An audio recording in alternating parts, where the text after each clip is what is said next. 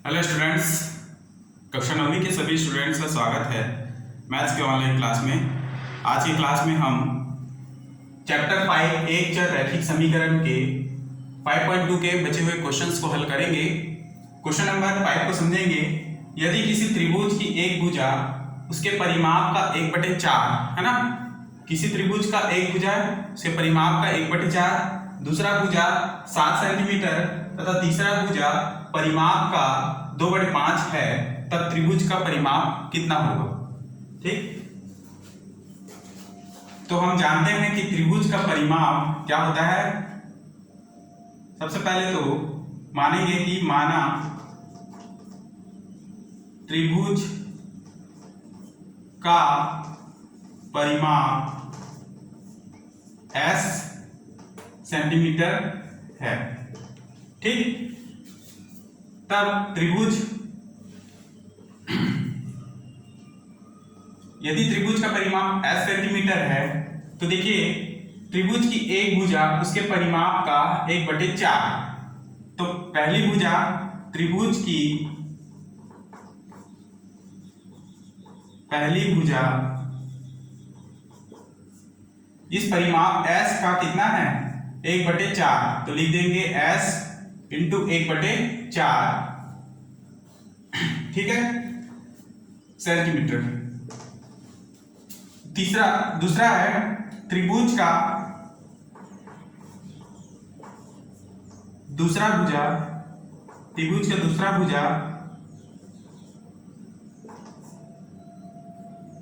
बराबर 7 centimetre, clear.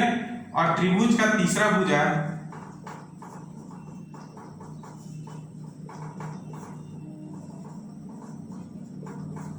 बराबर कितना है परिमाप का 2/5, तो लिखेंगे S का 2/5, यानी कि S के साथ 2/5 गुणा में होगा। तो ये तीनों भुजा हमको ज्ञात हुए। अब हमको पता है कि त्रिभुज का परिमाप क्या होता है। त्रिभुज का परिमाप बराबर होता है 2 गुना लंबाई धन चौड़ाई, ठीक है। या फिर यहां पर अच्छा जी, वो तो आयत का परिमाप हो गया। त्रिभुज का परिमाप में तीनों भुजाओं को ऐड किया जाता है, तो हम लिखेंगे कि त्रिभुज का परिमाप S बराबर क्या, पहली भुजा S की घात S 1/4 प्लस 7 प्लस S 2/5, ठीक है। अब देखिए S वालों को एक साथ रखेंगे तो S बराबर क्या मिलेगा, S/4 प्लस 2S/5 प्लस 7 को अलग रखेंगे, ठीक है। तो S इज इक्वल टू क्या निकलेगा, इसको एलसीएम लेंगे, 4 × 5 = 20, फिर 4 × 5 5S है ना, प्लस 5 को 20 को 5 से डिवाइड करें तो 5 4 और 4 दूनी 8S प्लस 7, ठीक। ऐड कर दीजिए 8 5 13S अपॉन 20 प्लस 7, क्लियर। अब क्या करेंगे, दोनों पक्षों में माइनस करेंगे हम 13S/20 को, ठीक है।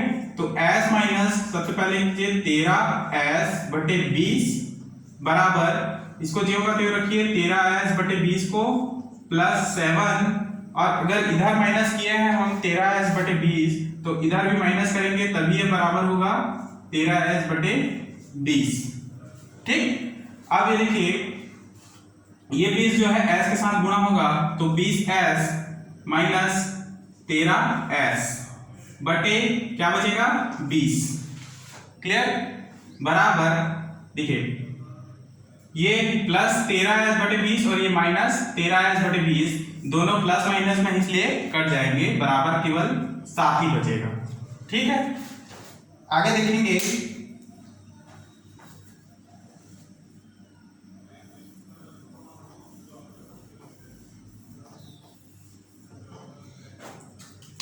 बीस में 13 को घटा दीजिए तो 7S मिलता है, ठीक है। 7s बटे 20 बराबर 7। क्लियर। अब देखिए यहां से ये 7 और ये 7 दोनों ओर बराबर के दोनों ओर एक ही अंक होने पर वो आपस में कट जाते हैं, ठीक है।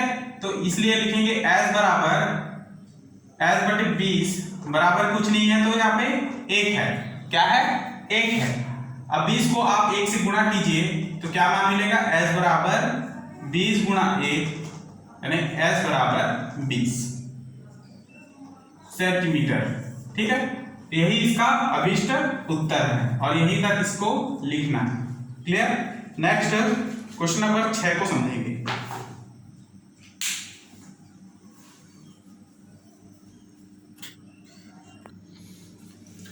तो देखते हैं क्वेश्चन नंबर 6। 2 अंकों वाली संख्या के अंकों का योग 8 है, ठीक है।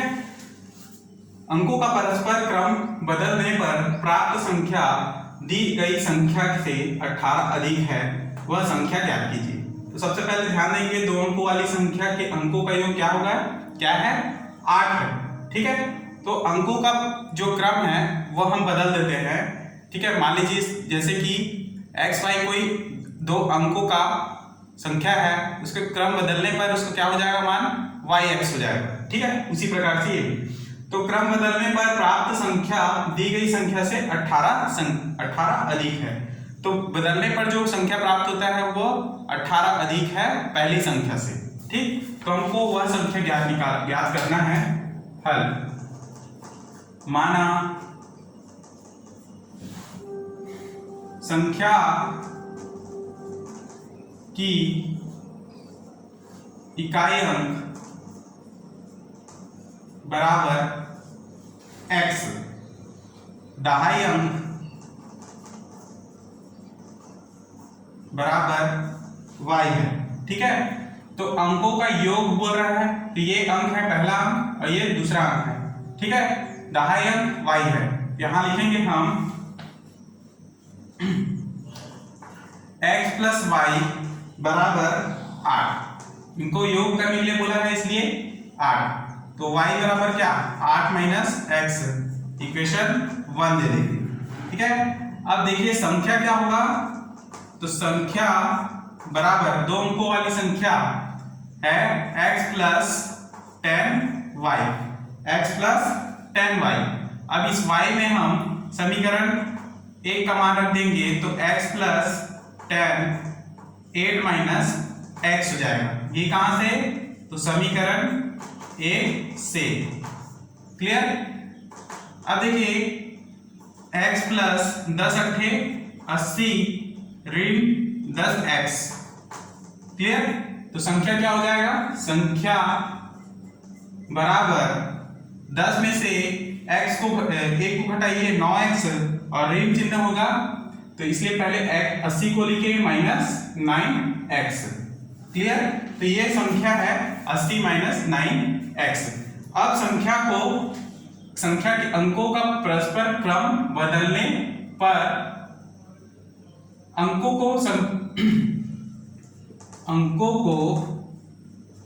का परस्पर क्रम बदलने पर क्या प्राप्त होगा? प्राप्त संख्या बराबर, देखिए पहले हमने संख्या माना था x प्लस 10y। अब संख्याओं के क्रम को बदल दे तो y के x की जगह y प्लस और y की जगह x हो जाएगा, ठीक है। सॉरी 10 जो है x के साथ हो जाएगा ना, तो यहाँ पे अंकों का बदल लेंगे हम क्रम, तो 10x प्लस y हो जाएगा। क्लियर। अब देखिए यहां पर भी मान रख देंगे हम 10x प्लस y का मान है 8 माइनस x, ठीक है। तो 10 में से 1 गया 9x प्लस 8, ठीक। 9x plus 8। अब प्रश्न से हमको पता है कि बदलने पर प्राप्त संख्या दी गई संख्या से 18 अधिक है, ठीक है। तो देखिए प्राप्त संख्या क्या है? ये 9x धन 8, तो लिखेंगे 9x धन 8 किससे अधिक है? 18 अधिक है किससे? पहली दी गई हुई संख्या से। पहली संख्या कौन सी है? तो पहली संख्या है x प्लस 10y।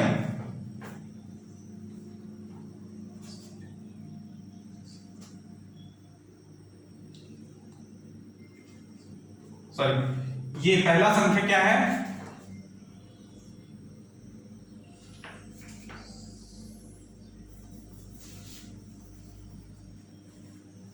हाँ, 80 minus 9x plus 18 is equal to 9x plus 8। ठीक है, अब देखिए 80 minus 9x plus 18, 9x plus 8। ठीक, 80 और 18 हो जाएंगे 98 माइनस 9x, ये 9x प्लस 18। ठीक है,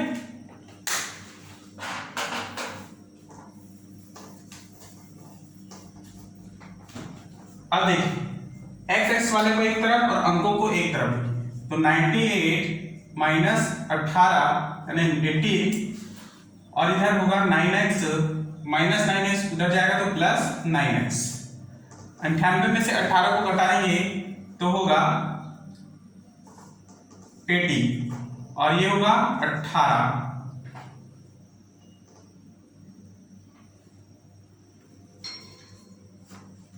अच्छा 18 नहीं, ये 8 है। ठीक है, ये 8 है, 9x प्लस 8। ठीक है, तो ये भी 8 होगा। अब 98 में से 8 को घटाएंगे तो 90 बराबर 18x, तो x बराबर क्या? 90/80 बराबर 5, तो x इज इक्वल टू 5। तो वह संख्या क्या है? दो अंकों वाली संख्या के अंकों का योग। देखिए हमको निकालना है वह संख्या, क्या ज्ञात कीजिए। कौन सी संख्या? x बराबर 5 निकल गया। अब y बराबर हम मान रखेंगे कहाँ? ये जो y का मान हमने निकाला था, y बराबर 8 माइनस एक्स। ठीक है,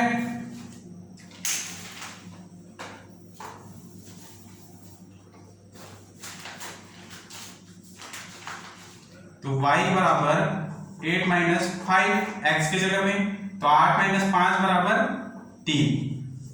ठीक है, तो y बराबर 3। तो अभीष्ट संख्या क्या होगा? अभीष्ट संख्या बराबर हमने लिया था x प्लस 10y, यही हमने माना था। x का मान है 5 और 10 इंटू y का मान है 3, तो 5 धन 10 किया 30, 30 5 35। तो दो अंकों वाली संख्या कौन सा है? 35।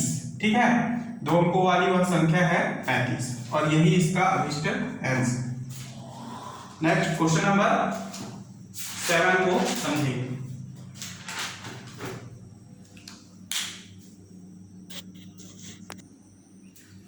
तो देखेंगे क्वेश्चन नंबर 7, विमला और सरिता की आयु 7:5 के अनुपात में है। 4 वर्ष पश्चात उनकी आयु का अनुपात 4:3 हो जाएगा, तो उनकी आयु ज्ञात कीजिए। किसका आयु ज्ञात करना है? विमला और सरिता का। तो माना विमला की आयु या विमला की वर्तमान आयु हल, माना विमला की वर्तमान आयु, वर्तमान है ना, वर्तमान आयु बराबर 7x वर्ष है, तथा सरिता की वर्तमान आयु बराबर, देखिए इस अनुपात में हम x से इंटू करेंगे, वही उसका वर्ष हो जाएगा, 5x वर्ष है। क्लियर? तो 4 वर्ष के बाद, 4 वर्ष के पश्चात, 4 वर्ष के पश्चात विमला की आयु बराबर 7x + 4 और सरिता की आयु बराबर 5x + 4 होता है। ठीक है, तो प्रश्न से जब इनकी आयु 4 वर्ष के पश्चात ये इस प्रकार होता है तो उसका अनुपात कितना है? 4:3। तो प्रश्न से 7x + 4 अपॉन 5x + 4 बराबर हम लिखेंगे 4:3। ठीक, जब 4 वर्ष के पश्चात जब विमला और सरिता की आयु इस प्रकार हो तो उनका अनुपात क्या है? 4:3 हो जाता है। ठीक है, ये प्रश्न से है। तिर्यक गुणा करें तो इस प्रकार से 3 7x + 4 = 4 5x + 4 मिलता है। ठीक, 3 को अंदर इंटू करें, 3 × 7 = 21, 3 × 4 = 12, 4 × 5 = 20, x + 4 × 16। x वाले को इधर ले और अंकों को इधर ले लेंगे। 16 माइनस हो जाएगा 12, तो 21 में 20 गया, 1x, तो केवल x लिखेंगे। 16 में से 12 गया 4, तो x बराबर 4 है। x बराबर क्या निकला? 4 वर्ष। ठीक है, लेकिन विमला का वर्तमान आयु कितना है? विमला का वर्तमान आयु बराबर, देखिए 7 गुना x की जगह में रखेंगे 4 बराबर 28 वर्ष। ठीक है, और सरिता का वर्तमान आयु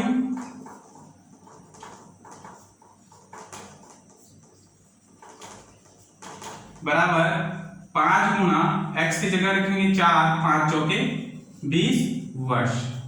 तो ये इसका अभिष्ट उत्तर है। क्लियर? नेक्स्ट हम क्वेश्चन नंबर 8 को समझेंगे।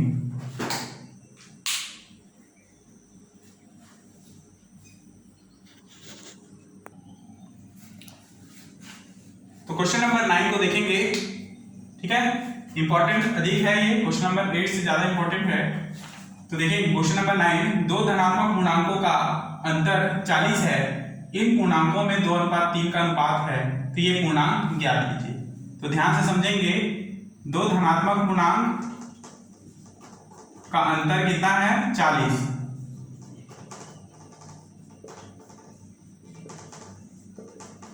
अंतर 40 है, तो इसमें दो धनात्मक पूर्णांकों की बात कर रहे हैं। तो पहला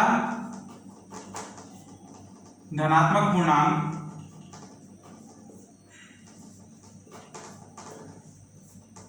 x है, यह मानते हैं, तथा दूसरा धनात्मक पूर्णांक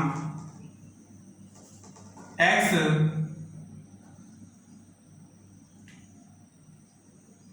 प्लस, ठीक है,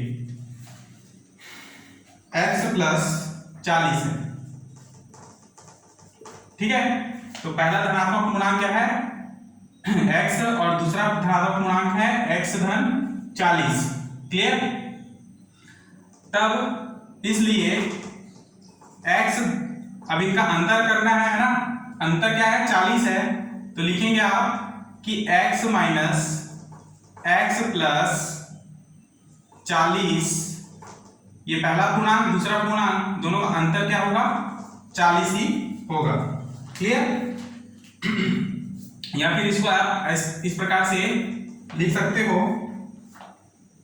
x धन 40 ऋण x बराबर 40।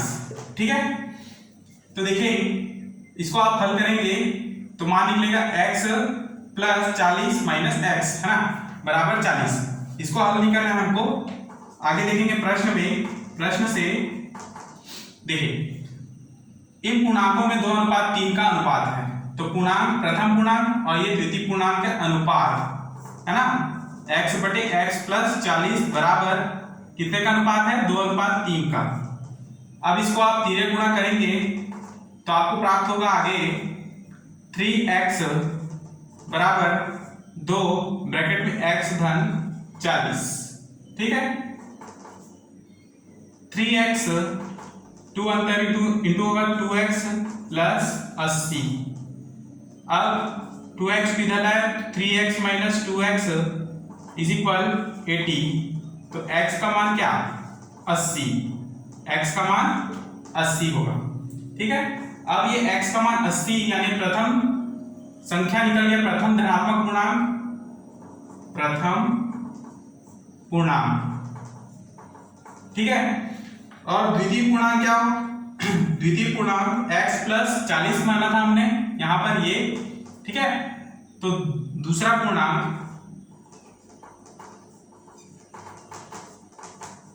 बराबर x की जगह में रख देंगे 80 धन 40 बराबर होगा 120। तो प्रथम पूर्णांक क्या है 80 और दूसरा धनात्मक पूर्णांक है 120। यही इसका अभिष्ट उत्तर है। नेक्स्ट क्वेश्चन नंबर 10 को समझेंगे। देखिए 5 के 3 क्रमागत गुणज का योगफल 555 है, तो गुणज ज्ञात कीजिए। गुणज का अर्थ क्या होता है जी, जैसे 2 का गुणज क्या है, जो 2 का पहाड़ा पढ़ने पर जितने भी संख्याएं आती हैं वो 2 के गुणज हैं। जैसे कि 2 एकम 2, 2 दूनी 4, 2 तिये 6, 2 चौके 8, तो ये सभी मान क्या हैं 2 का गुणज है जब तक कि पहाड़ा खत्म ना हो जाए, ठीक है। तो उदाहरण 20 तक के 2 के गुणज है। उसी प्रकार 5 के गुणज 5 एकम 5, 5 दूनी 10, 5 तिये 15, ठीक है। ये सभी 5 के गुणज होंगे।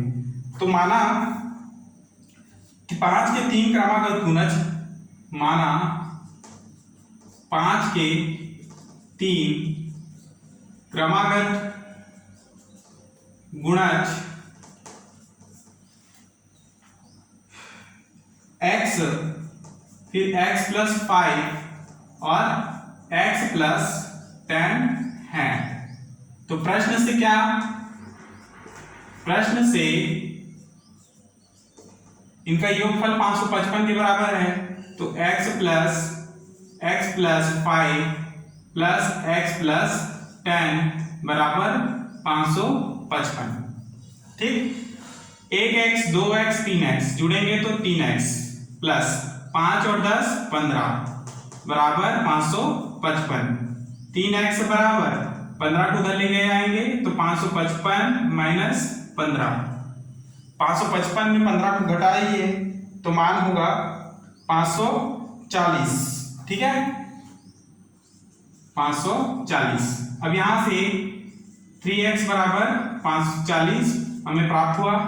अब x इज इक्वल टू क्या होगा 540 बटे 3 कट जाएंगे, 3 एकम 3, 3 अट्ठे 24, 3 शून्यम 0, 180 बार में। तो x बराबर क्या मिला 180। अब देखिए ये पूर्णांक हमको निकालना है। ये पहला क्रमागत पूर्णांक क्या है x, तो x का मान निकल गया है ना। पहला पूर्णांक 5 का पहला गुणज है ये, ठीक है। दूसरा गुणज बराबर, देखिए x प्लस 5 में मान रखेंगे, x का मान 180 प्लस 5 बराबर 185। और तीसरा गुणज कहा जाए तो x प्लस 10 माना था, तो x की जगह में 180 प्लस 10 इज इक्वल टू 190। तो ये मान है तीनों क्रमागत गुणज के, ठीक। और यही इसका उत्तर है। तो 5.2 यहीं पर कंप्लीट हुआ, ठीक है। आगे क्वेश्चन में अगर प्रॉब्लम हो, 1-2 क्वेश्चन जो मैंने छोड़ा है तो आप मुझसे व्हाट्सएप के माध्यम से पूछ सकते हैं। तो 5.2 यहीं पर समाप्त हुआ। नेक्स्ट क्लास में हम इसके आगे के तथ्यों को समझेंगे।